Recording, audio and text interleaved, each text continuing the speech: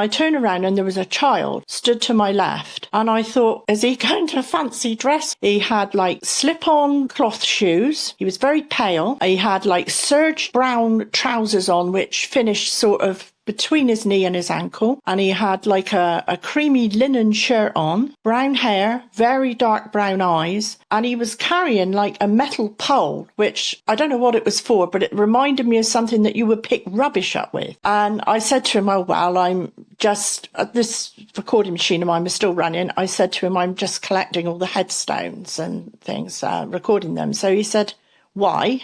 So I explained why, because they go into booklets and are sent around the world so that people who can't afford to come to the UK can find their families and know where they're buried. And he just kept saying why. And it started to really naff me off, to be honest, because I was trying to we had like a couple of hours of really good light and I just wanted to get on with it. I turned around to look at what I was doing and I turned back and he'd gone. And I didn't think anything of it. I thought, I got rid of him, lovely, and carry on. I finished around the church.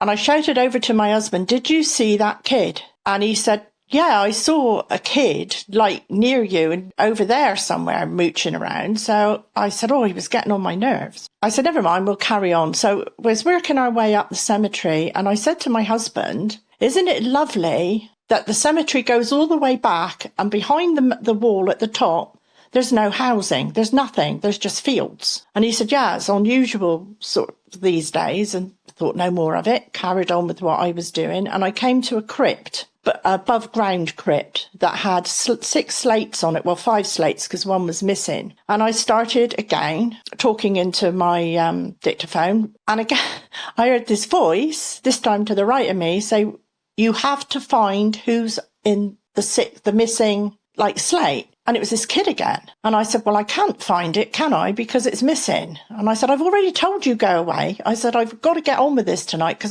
otherwise I've got to travel all the way, 4 miles back down the road to carry on another day. And he said, no, you have to find out whose name that is. So I said, look, you can see on the ground, there's no slate on the ground. It's obviously been tidied up. There's no way that from here tonight, I can find out who's in that grave. And he just kept on. You really must find out. You really must find out. And I said, look, I've told you once. I ain't going to keep saying it. Just go away. Let me get on with what I'm doing. So I turned around, looked at the gravestone, turned back, and he was gone.